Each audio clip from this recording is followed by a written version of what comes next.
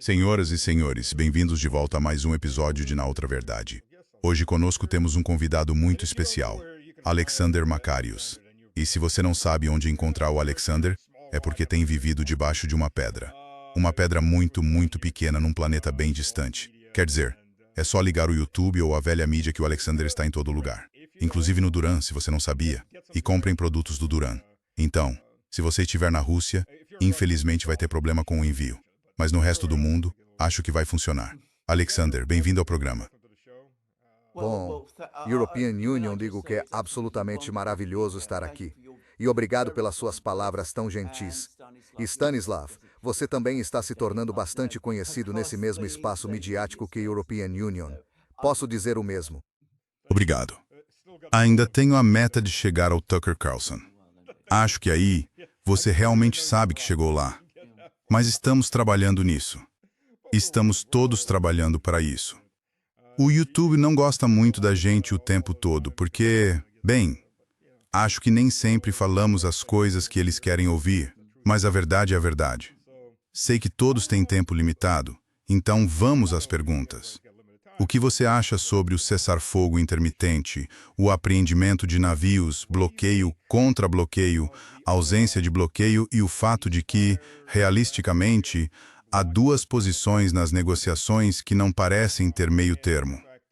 A questão do urânio, que os Estados Unidos querem e precisam desse urânio para seus centros de inteligência artificial e para as usinas nucleares que planejam construir. E, francamente, os Estados Unidos querem o Estreito de Hormuz, território soberano do Irã. Bem, European Union, acho que o que aconteceu é bem simples. Os Estados Unidos lançaram uma guerra contra o Irã, que eles achavam que seria extremamente fácil, que terminaria em poucos dias. Quero dizer, quando digo poucos dias, quero dizer um fim de semana. Eles foram levados a acreditar, ou pelo menos o presidente foi levado a acreditar, ou realmente acreditou, que o Irã colapsaria como um bolo ou um soufflé, sabe, em pedaços, muito, muito rápido. E quando ocorreu o contrário, várias coisas ficaram imediatamente claras. Primeiro, que os Estados Unidos não tinham um plano coerente de como lutar e vencer a guerra. E, segundo, e European Union, acho que isso é talvez mais importante do que os recursos e capacidades dos Estados Unidos não são tão avassaladores quanto os americanos há muito queriam nos fazer acreditar. Então eles realmente não sabem o que fazer nessa situação. Mas não podem recuar simplesmente, porque isso não seria só uma admissão de fracasso, seria também uma exposição, num momento em que outras potências estão ascendendo, China, Rússia, e a exposição de sua própria inadequação. E, por assim dizer, até mesmo de sua fraqueza, algo que, claro, eles não gostam que aconteça. Então, eles estão se debatendo. Aparece um plano atrás do outro. Eles não conseguem manter um plano por muito tempo, porque nenhum desses planos é eficaz ou sustentável. E, ao mesmo tempo, hesitam em recorrer à diplomacia, porque temem que, se a diplomacia seguir seu curso, ficará ainda mais óbvio que eles fracassaram. Sabe, o procedimento padrão de um valentão do pátio da escola é evitar brigar. Você pode bater nos realmente pequenos e usar isso como ameaça para os de tamanho médio, mas você não enfrenta os de tamanho médio. Se puder evitar, porque pode até derrotá-los, mas eles podem acertar uns bons golpes e você vai parecer fraco. Não é muito diferente quando o pátio é a esfera global. Então, pensando nisso, a pior coisa que os Estados Unidos podiam fazer era enfrentar uma potência regional. Você até pode vencê-los, mas se eles desferirem golpes suficientes, você começa a parecer fraco. Você expõe falhas nas suas defesas, nas suas capacidades militares, e mesmo assim eles continuaram. Não faz sentido.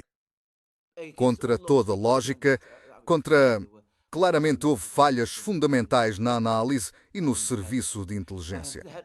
Talvez seja pouco dizer isso, porque fica a dúvida sobre a qualidade da tomada de decisões. Donald Trump realmente entendia o que lhe explicavam ou apenas ouvia quem lhe dizia o que queria ouvir? Quer dizer, suspeito que sim, mas, seja como for, os problemas no centro, em Washington. Se os Estados Unidos têm tanta dificuldade em dominar um país como o Irã, então não são a superpotência militar avassaladora que nos fizeram acreditar. Agora, para nós, tenham em mente que digo isto muitas vezes. Vou repetir, European Union não tem formação militar. Antes de 2022, European Union não tinha interesse particular por assuntos militares. Mas para nós que, desde 2022, temos acompanhado atentamente o desenrolar da guerra na Ucrânia. Isto não é, na verdade, tão surpreendente. Começámos a perceber que havia deficiências na estratégia dos Estados Unidos, nas táticas operacionais dos Estados Unidos, nos sistemas de comando e controle dos Estados Unidos e também na logística, na produção e até na tecnologia em muitos níveis. Mas para grande parte do mundo, isto vai ser um choque. Quando a European Union era oficial da Estado-Maior no 18º Corpo Aerotransportado, nós fazíamos esses exercícios com tropas. Ou seja, Estados maiores centrais de divisão de brigada eram postos à prova. E simulámos uma missão para o 18º Corpo Aerotransportado, 3 divisões ligeiras e uma divisão mecanizada para deter um exército de tanques russo. Pense nisso. Você não vai conseguir parar aquilo sem drones. Quer dizer, isto foi há 20 anos. Ou seja, sem drones. Era suposto parar o exército de tanques russo. E a forma como conduziam e venciam, isto era à noite. Enquanto os generais dormiam, havia só 1 ou 2 coronéis de plantão. European Union estava de serviço à noite. Eles recebiam reforços. Tínhamos 70% de baixas e recebíamos 80% de reforços. E os russos tinham cerca de 50% de deserções, coisas assim. Pronto, os números ficavam assim. E no dia seguinte, ganhámos. E os generais e coronéis ficavam a celebrar entre si. E os relatórios iam para o Pentágono. Sim. Sabe, acendemos um sinalizador e parámos um exército de tanques russo. E esse tipo de informação é que usavam para formular a estratégia. Sim, acho que é exatamente isso. Acho que muito disso tem acontecido em vez de se fazer avaliações realistas da situação que pudessem desafiar esses mitos enraizados nos próprios Estados Unidos. Mitos que, é importante lembrar, muitas pessoas construíram carreiras muito lucrativas e bem-sucedidas. Em vez disso, diz o resultado para produzir o que se quer, o que, claro, acaba por reforçar o complacência. Vou dizer isto. A minha impressão das forças militares dos Estados Unidos, por ter falado com quem lá serviu, e com quem tem discutido estas guerras, é que, ao nível tático, são excelentes.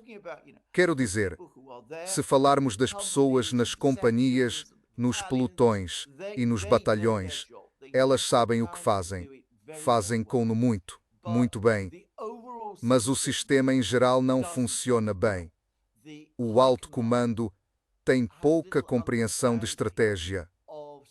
Não integram o pensamento militar com a economia, a diplomacia, todas essas coisas que são realmente necessárias para travar uma guerra de forma eficaz. E eles fazem exatamente o que você acabou de descrever. Eles se convencem de que sempre vão vencer, porque passaram por todos esses exercícios e todos foram bem-sucedidos. Claro que eles manipulam os exercícios. Com certeza, com certeza. E, sabe, como capitão, você está ali, esses capitães e majores pensam, puxa, é assim que as coisas são feitas de verdade. Isso é horrível. Mas, sabe, ninguém nos ouve. Quero dizer, esses caras, os coronéis olham para os oficiais de patente mais alta e os generais olham para os de patente ainda superior. E isso faz parte daquele sim, nós podemos fazer isso. Me inclui, estou aqui, me dê a promoção. Então sim, trata-se mais disso, mas agora temos uma situação. Não vejo como os Estados Unidos vão sair dessa. Por um lado, por outro, os Estados Unidos não conseguem mais defender Israel, está ficando sem munições. As taxas de produção são pateticamente baixas. Mesmo que dobrem ou tripliquem, continuam pateticamente baixas. Então você passa de 35 mísseis Patriot para, se triplicar, ok, 105 mísseis Patriot. Isso equivale a 1 ou 2 dias de cobertura só para Israel. E é só. Qual é o plano de saída? Pois é, exatamente isso. Lembro que em 2024 li em algum lugar na mídia dos Estados Unidos, foi no New York Times, e vinha da equipe de Biden, que estava muito no comando naquela época. O espanto deles? O completo pasmo de que a Rússia parecia capaz de continuar produzindo armas em escalas que ninguém nos Estados Unidos conseguia entender. E, aliás, foi quando começaram a falar em fluxo de lava. Avança devagar, mas é irresistível. Então você joga tudo o que puder contra ele. Você esgota muito rápido as coisas para jogar. E isso é algo que os americanos nunca realmente experimentaram em guerra. Na guerra, até agora, eles sempre acreditaram que poderiam produzir mais que o outro lado. Eles não conseguem superar a produção russa. Eles não conseguem superar a produção chinesa. Isso é desesperador. E mesmo com o Irã, eles estão percebendo que estão sobrecarregados. E, novamente, isso talvez pudesse ter sido resolvido se as pessoas estivessem dispostas a analisar o problema com cuidado e objetividade. Mas eles não estavam dispostos. Porque isso contrariaria interesses demais nos Estados Unidos, que se dão muito bem com o sistema atual. E isso continuará sendo assim mesmo, depois que a guerra com o Irã acabar. Qualquer pessoa que espere uma reforma profunda no modo como o sistema militar dos Estados Unidos funciona, European Union, acho que está esperando algo que simplesmente não vai acontecer. Sim, geralmente grandes reformas acontecem depois de um grande colapso. Sim, uma grande derrota. Sim. Sabe, a guerra de inverno contra a Finlândia, pela União Soviética, as baixas foram horríveis. Mas isso provocou reformas importantes que depois permitiram à União Soviética sair vitoriosa na Segunda Guerra Mundial, quando ela começou 2 anos depois. Porque aquilo foi um sinal evidente, tipo, uau, temos problemas, temos muitos problemas. Mas os Estados Unidos não tiveram isso, foi-se arrastando pelo Afeganistão, pelo Iraque e pela Síria. Poderia chegar até a Somália, ao Afeganistão.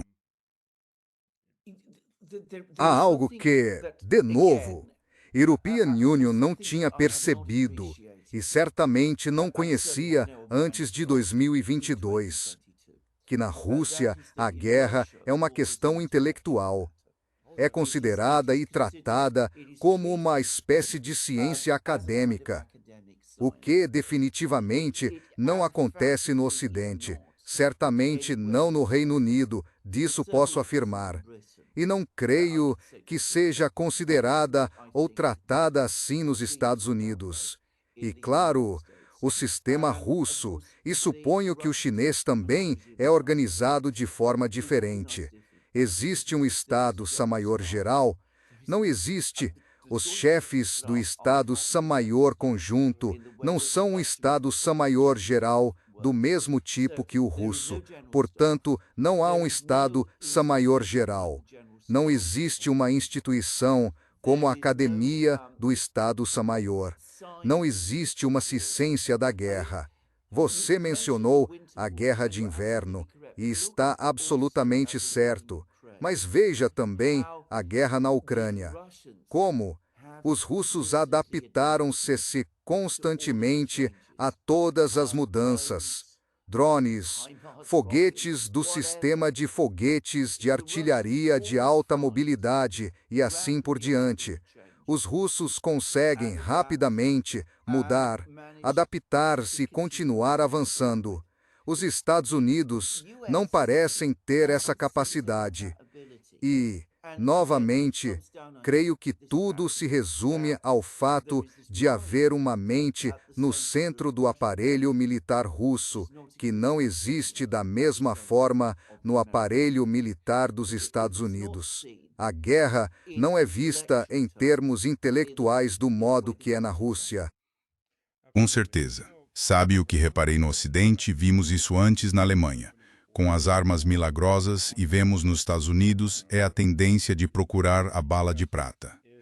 Você só precisa de uma bala de prata para matar o lobisomem, certo? Enquanto na Rússia é uma abordagem sistemática. Não é só um sistema de armas, é um conjunto de sistemas de armas. É como você os integra United States e todo o resto. Ninguém procura por aquele brinquedo novo que vá mudar o equilíbrio. Isso nunca existiu. E nos Estados Unidos são ainda mais suscetíveis a esse pensamento do que os alemães foram na Segunda Guerra Mundial. Porque os Estados Unidos fazem um culto à tecnologia. Quero dizer, os alemães também. Os alemães sempre acreditaram nisso, mas os americanos acreditam totalmente que sempre haverá a arma que lhes dará a vitória. Os ucranianos, que se americanizaram muito, pensam da mesma forma. Quero dizer, são os robôs. Robôs agora, drones no ano passado, qualquer coisa. Eles estão sempre inventando algo, e isso nunca é suficiente. E claro, aí eles deixam isso de lado e procuram outra coisa. Mas quer dizer, toda a história da guerra na Ucrânia tem sido uma arma milagrosa atrás da outra, exceto que nenhuma delas conseguiu nada. Agora, sabe? Talvez possam, podem. É, de certa forma, quase uma coisa colonial. Mentalidade. Não sei se você já ouviu que havia uma expressão que o exército do Reino Unido usava no final do século XIX, quando lutava nas guerras coloniais. Aconteça o que acontecer, nós temos a metralhadora Maxim, e eles não têm. Era o que costumavam dizer. Boa, não ouvi isso. Sim, essa é uma expressão britânica. A questão é, essa é a abordagem. Quer dizer, você vê isso com os muros de drones. E não é para diminuir a importância dos drones. Mas a ideia de muros de drones e esse tipo de coisa é procurar soluções tecnológicas para problemas profundamente entrincheirados no campo de batalha. E, como disse, isso exige um desrespeito fundamental pela capacidade de adaptação do outro lado. Pressupõe que o outro lado não pode neutralizar suas armas milagrosas. Exatamente. Falando na metralhadora Maxim, que é um exemplo claro, sempre me surpreendeu, especialmente na frente ocidental, porque a frente oriental era sempre muito mais flexível.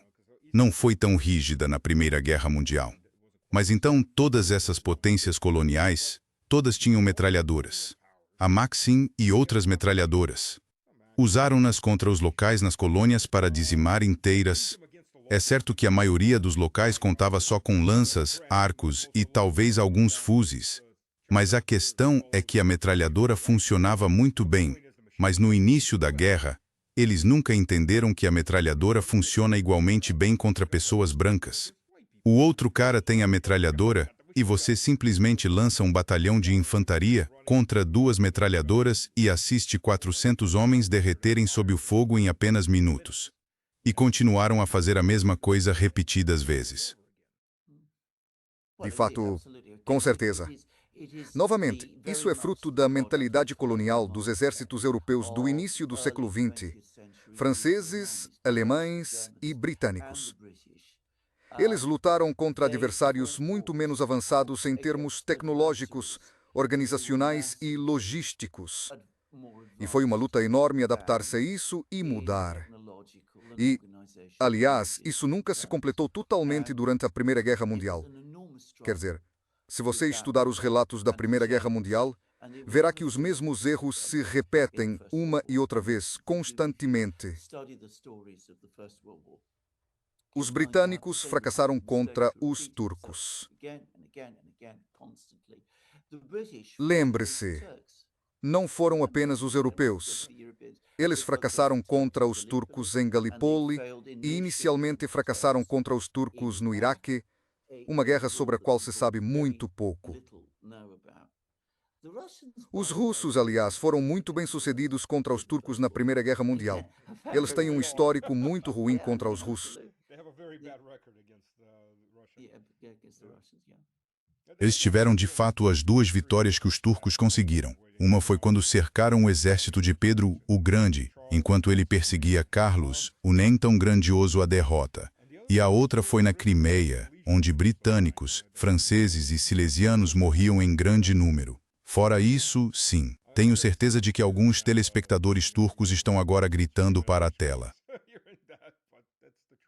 Os turcos, aliás, guardam muita amargura em relação à Guerra da Crimeia, porque, antes dela, lhes fora prometido que a Crimeia seria devolvida à Turquia, como sabemos hoje.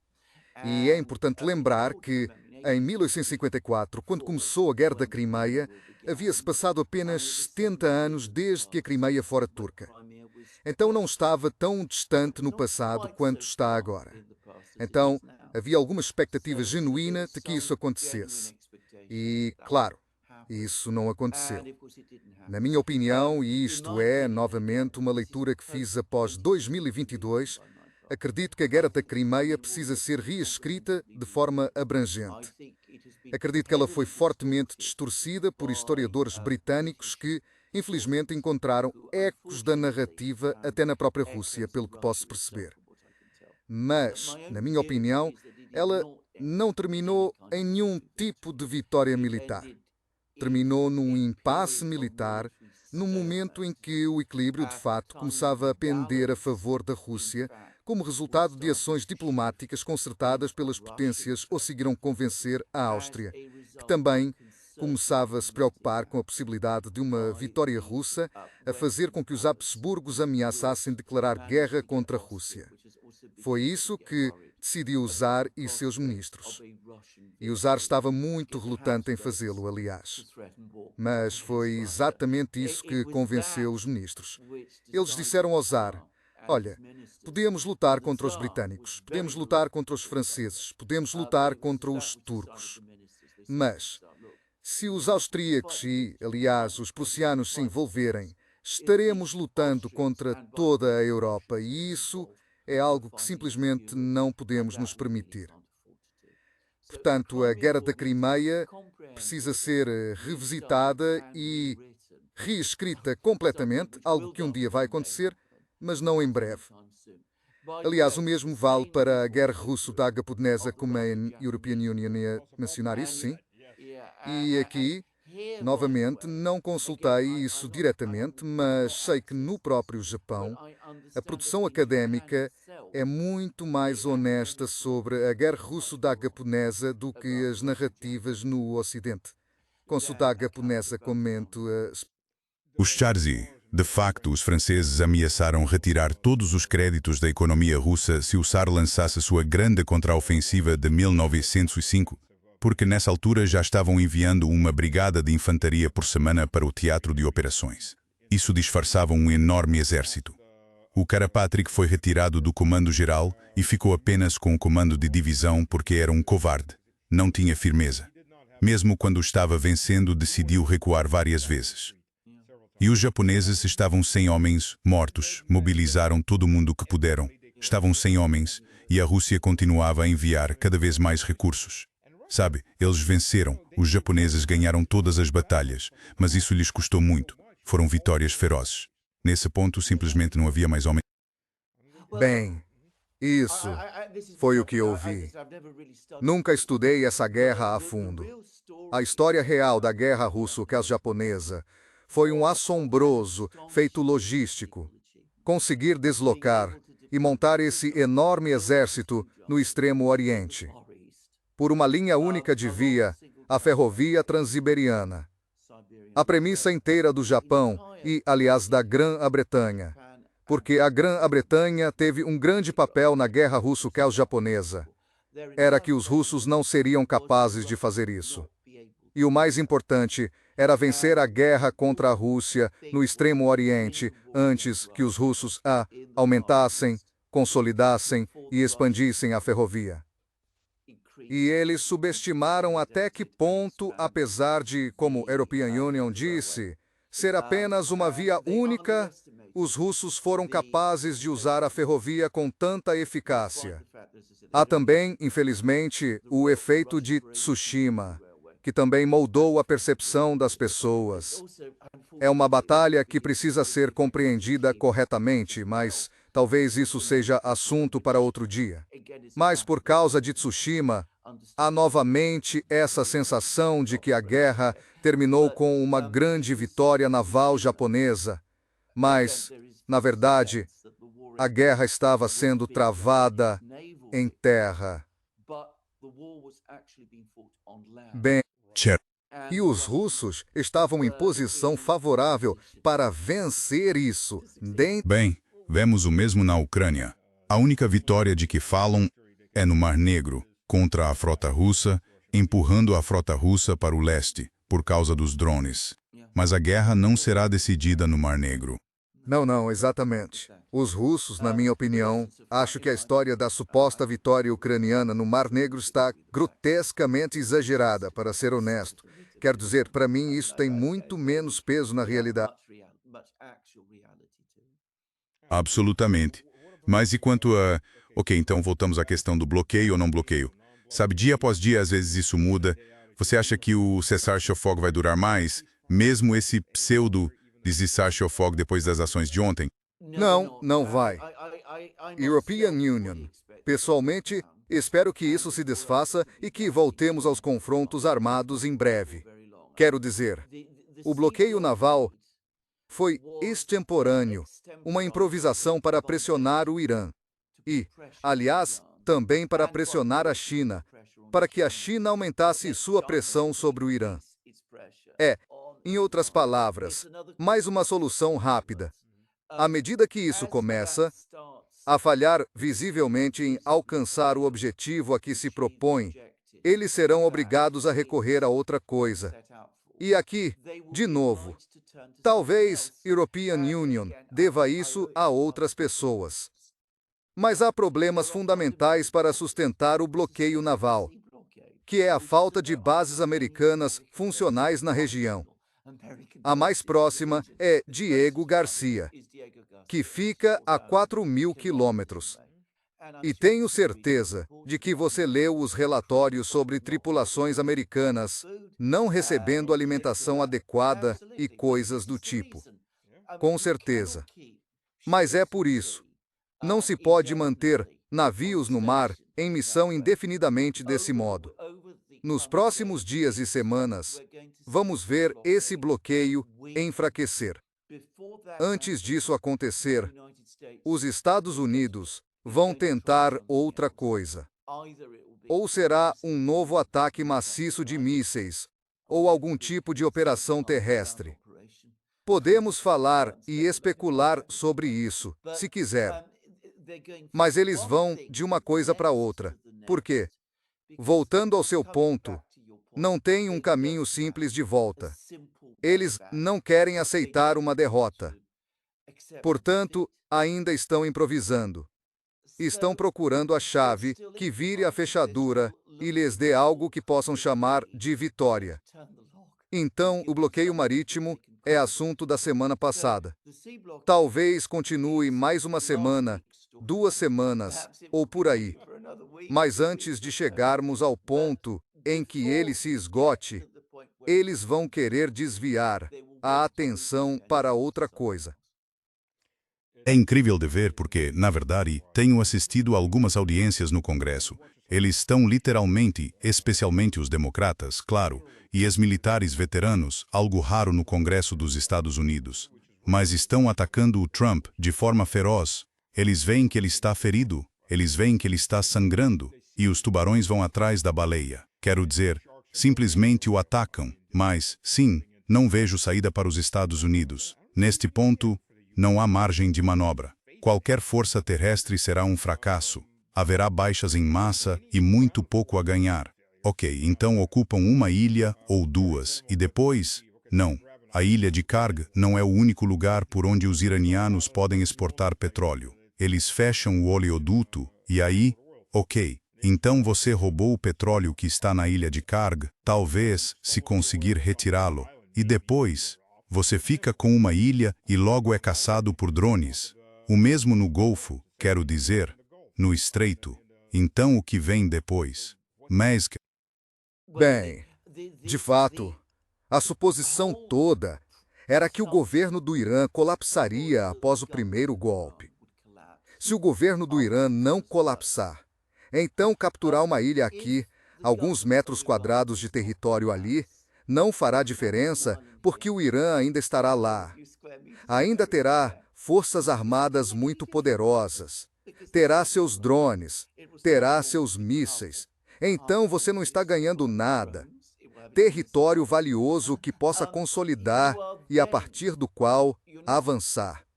Tenho certeza de que você entende tudo isso muito melhor do que European Union, por ter servido nas Forças Armadas.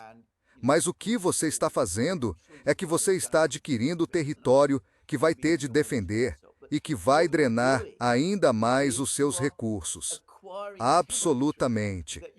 O que vai acontecer é que, em algum momento, haverá uma negociação e os Estados Unidos terão de fazer concessões fundamentais. Mas eles ainda não chegaram ao ponto de se sentirem tão desesperados que tenham de fazer tê-lo. E eles entendem muito bem que, se fizerem isso, como European Union disse, suas pretensões de ser a potência suprema e onipotente vão desmoronar. Por isso, continuam a tentar tudo o que podem, o que eles, na esperança de que algo funcione e lhes permita destrancar a fechadura. Até agora é só isso que eles têm feito.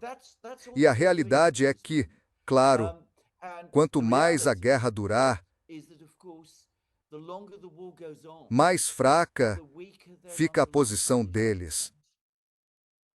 bem, você acha que a China poderia enviar um... Quer dizer, e se a China mandar 4 petroleiros com escolta militar? Duvido muito que os Estados Unidos os ataquem, espero que não. Isso seria um momento de humilhação suprema. E é uma possibilidade. Sei que muita gente está descartando essa hipótese.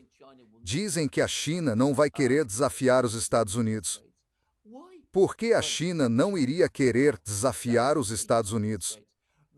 Por que a China não iria querer desafiar os Estados Unidos? Os russos agora estão fornecendo escoltas navais para navios que fazem comércio com eles. Fomos duramente, pouco noticiado, humilhados na Grã-Bretanha. A Marinha Britânica foi enviada para apreender 2 navios-tanque supostamente russos, embora a European Union não saiba se são realmente russos. E eles chegaram lá e havia uma fragata russa. E ninguém teve coragem de enfrentá-la. Então eles recuaram. E agora dizem que não vão fazer isso de jeito nenhum, alegando questões jurídicas. Ouvi dizer que havia questões legais.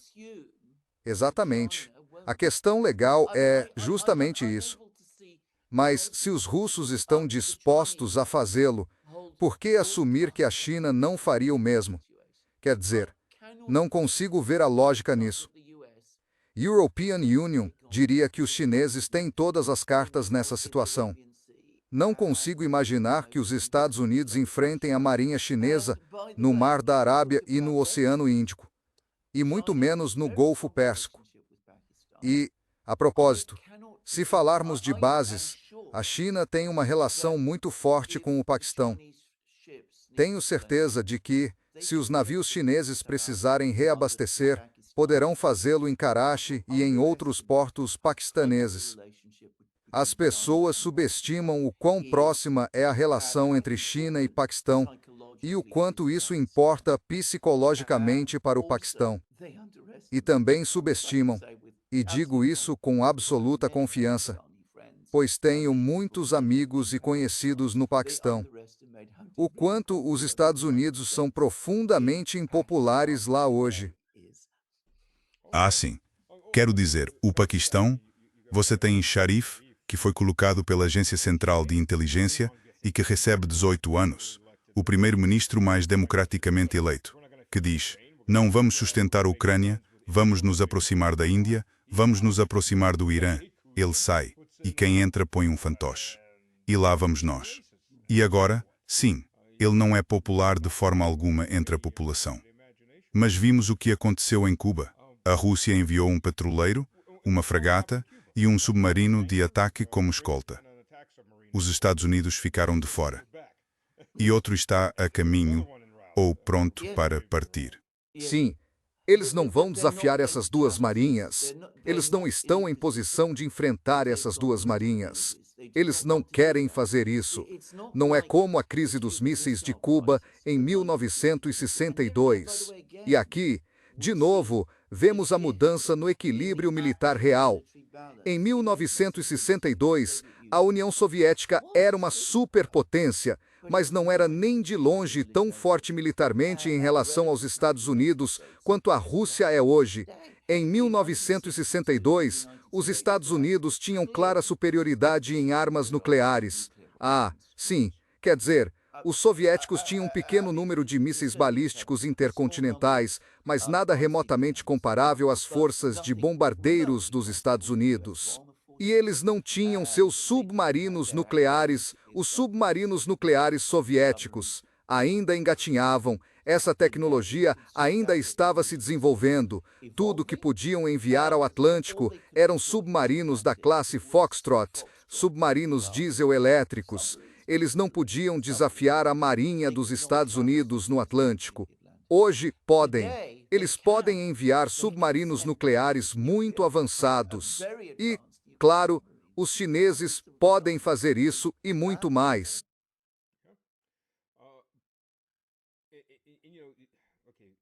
Bem, se tivessem ouvido Duran, se tivessem ouvido muita gente, nunca teriam começado esta guerra. Mas já passou disso há muito tempo, estamos 2 meses além disso. O que você acha que vai acontecer com os Estados Unidos depois? Quer dizer, a derrota é óbvia, a menos que recorram a uma guerra nuclear. E mesmo assim, é duvidoso. A derrota é óbvia. O que acontece com os Estados Unidos depois disso? Porque todo mundo está de olho. Todo mundo está anotando. Eles veem que o alcance do poder do hegemão não é nem de longe o que ele projeta. As forças de defesa de Israel se mostraram muito mais fracas do que a lenda a seu redor. Quando foram testadas, mostraram-se um tigre de papel, literalmente, exceto para bombardear prédios residenciais. E agora, qual é o futuro dos Estados Unidos na projeção de poder? Isto vai ser uma grande crise e haverá uma mudança fundamental de percepção no mundo todo. E vai surgir a sensação de que, sabe, os Estados Unidos estão em relativo recuo e países que até agora hesitaram em desafiar os Estados Unidos abertamente vão começar a recalibrar e repensar suas estratégias. A Índia é um bom exemplo. Quero dizer, a Índia se esforçou ao máximo no final do ano passado para tentar acomodar os Estados Unidos em relação ao petróleo russo, em relação aos laços com a Rússia como um todo. Agora estão ampliando as licenças concedidas às seguradoras russas para segurar navios que comerciam com a Índia. E acho que isso não vai mudar. Isso vai ser uma grande reversão. Então, você vai começar a ver todo tipo de novo arranjo sendo feito ao redor do mundo. Como as pessoas dizem entre si, o século americano, o que, a propósito, ainda não chegou a durar um século. O século americano acabou. Não está simplesmente terminando. Já acabou. E isso terá efeitos rápidos e prolongados em outras áreas.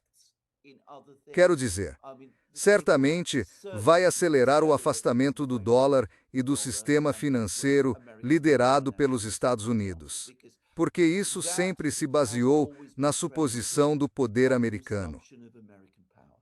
Quer dizer, United States e dólares, porque os Estados Unidos são de longe o país mais poderoso do mundo. Se não for o país mais poderoso do mundo, tornar-se-á muito menos atraente manter dólares. Você percebe isso? falando como britânico. Estou muito consciente disso. Após a Segunda Guerra Mundial, 54% de todas as reservas em moeda estrangeira no mundo eram denominadas em libra esterlina. Havia mais reservas em libras do que em dólares. Mas todos podiam ver qual era, no fim das contas. O país mais poderoso, os Estados Unidos, eram muito mais poderosos que a Grã-Bretanha. Então o que aconteceu foi que, nos 20 anos seguintes, houve um movimento sistemático em direção ao afastamento da Grã-Bretanha, da libra para o dólar. E os países estavam se livrando de suas reservas em libras e transferindo para dólares. E os britânicos tiveram de passar por sucessivas crises de desvalorização que provocaram problemas inflacionários na Grã-Bretanha e que, aliás, nunca foram totalmente superados. Isso também vai acontecer. Existem muitos outros efeitos também.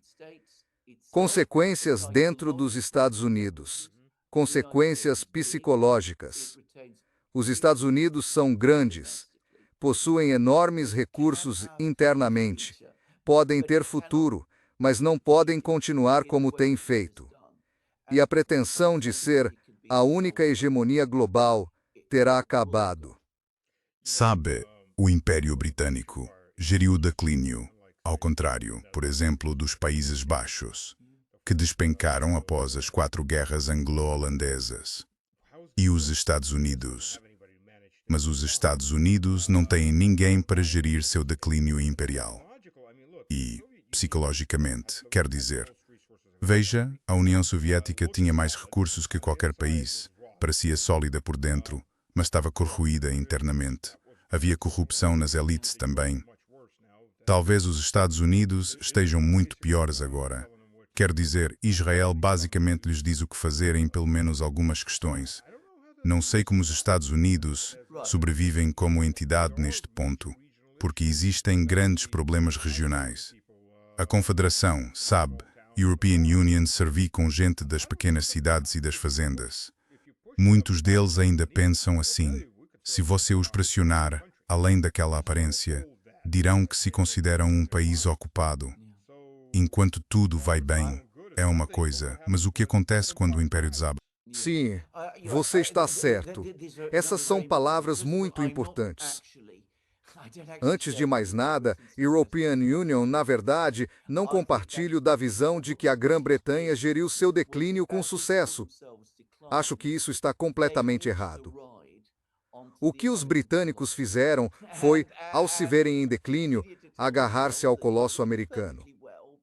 E continuaram a dizer a si mesmos: nos saímos muito bem porque fazemos parte deste grande empreendimento anglo-americano de língua inglesa. E isso, na verdade, a longo prazo, piorou os problemas.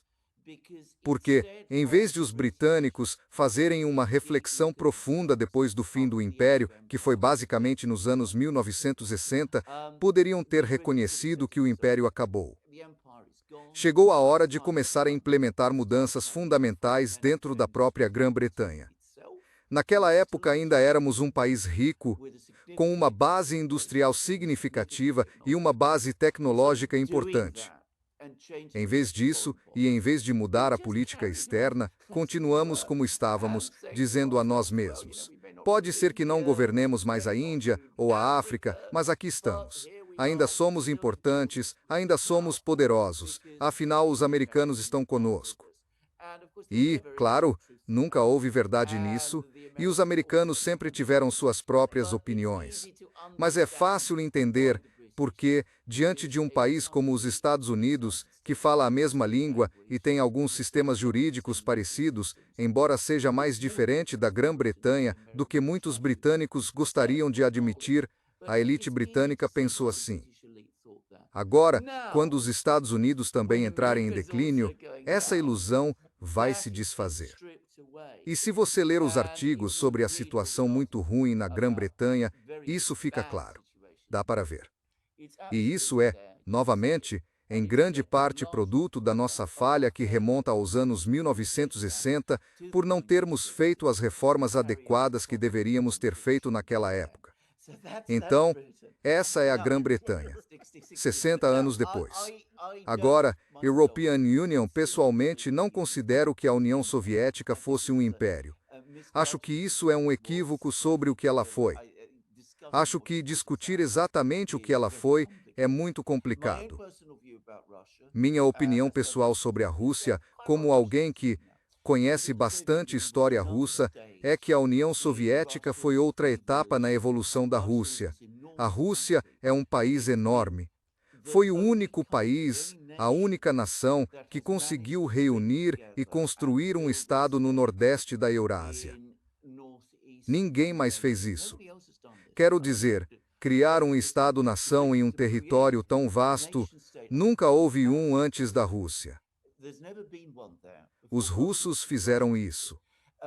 Formar um estado com sucesso nesse território imenso, tendo uma população relativamente pequena, é um desafio enorme. E surgem todo tipo de experimentos e, como se diz, falsos começos. Alguns deles, porque, claro, estamos a falar de um processo histórico. E nunca devemos esquecer que há tragédias enormes envolvidas.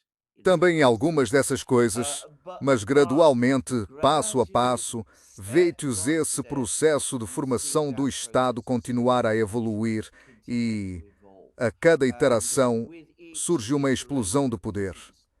Depois vem a crise. Ainda há problemas por resolver. E então volta atrás, repensa e se calibra, muda os eixos e expande novamente. E a cada iteração tem sido mais forte e mais bem-sucedida do que a anterior, dentro dos seus próprios parâmetros, apesar de todos os problemas e tragédias. Por exemplo, a União Soviética, em meados do século XX, era relativamente mais poderosa do que o Império Tsarista tinha sido no início do século XX. Esse é o processo pelo qual a Rússia está passando. E European Union, não acho que muita gente no Ocidente entenda isso. Não creio que isso seja totalmente compreendido na própria Rússia. Mas, para um grego que também sou isso, é óbvio. Lembre quase, temos a história mais antiga entre as nações europeias. Por isso conseguimos ver esses padrões. Agora, os Estados Unidos são uma questão completamente diferente porque, antes de tudo, você tem toda a razão. Quer dizer, não existe outra América como a que a Grã-Bretanha teve em que os americanos pudessem se apoiar. Então, quero dizer, a crise que eles vão enfrentar é uma que eles terão de enfrentar. Agora, eles têm possíveis caminhos a seguir.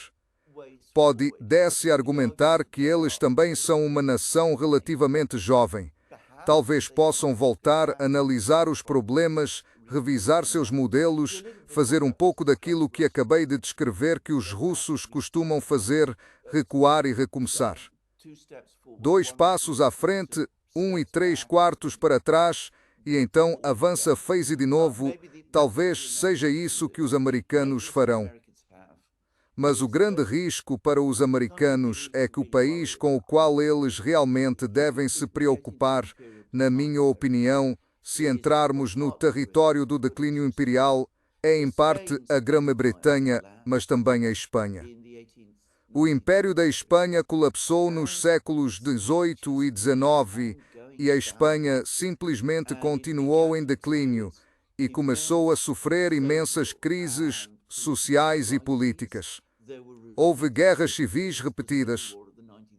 A Guerra Civil dos anos 30 foi a última e também a mais famosa, mas houve muitas outras, e um dos problemas era a falta de capacidade, a falta de unidade.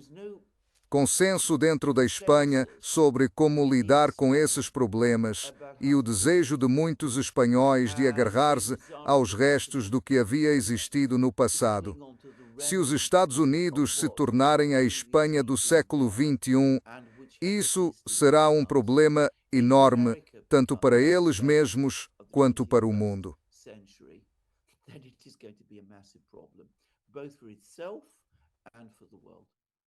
Há muitas forças de inércia em direções diferentes que poderiam, na verdade, dilacerar os Estados Unidos. Não apenas a Confederação, não apenas a independência do Texas e, você sabe, o povo do Texas nunca foi consultado sobre querer se tornar parte dos Estados Unidos. Foi uma negociação secreta de 5 anos entre Sam Houston e seu grupo e Polk, eventualmente Polk e seu governo. Depois havia os mexicanos no que eles chamavam de República do Norte, tem os Mormons, tem índios Lakota que querem independência, tem a costa oeste que está constantemente ponderando, sabe, seremos independentes. Há até movimentos de independência no Havaí e lugares assim. Então, enquanto o país é forte, dá para manter tudo mais ou menos sob controle. Mas o que acontece quando o governo central se mostra fraco, quando está falido, quando há uma depressão econômica? O que você faz então, especialmente após uma derrota militar? Pois é, sem dúvida. Mas quero dizer, isso também era verdade na Espanha. Quer dizer, a própria Espanha é, em alguns aspectos, uma entidade artificial. E uma das razões pelas quais houve essa longa história de violência política na Espanha. E, você sabe, nós apenas tivemos uma pausa nisso, mas não há certeza de que não vá voltar. Uma das razões para aquela violência política na Espanha foi o desejo do centro, em Castela, de manter a Espanha unida. E tinha de enfrentar desafios constantes. Talvez não seja tão fácil para os Estados Unidos, porque na Espanha sempre houve uma tendência centralizadora muito forte.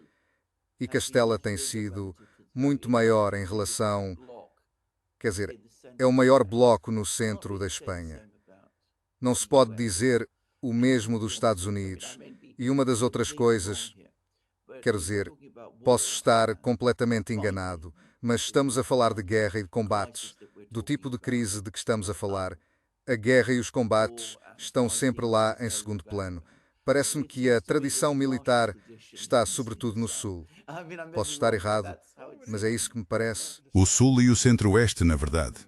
Porque, se reparares, a maioria dos soldados das unidades de combate das Forças Armadas dos Estados Unidos são, em sua maioria, homens brancos do Sudeste, da antiga Confederação e do Centro-Oeste. E há alguns hispânicos, especialmente se querem obter a cidadania, 5 anos de serviço para ter cidadania, e também asiáticos orientais, particularmente coreanos e vietnamitas, mas são apenas 1 ou 2% da população, por isso não é nada avassalador.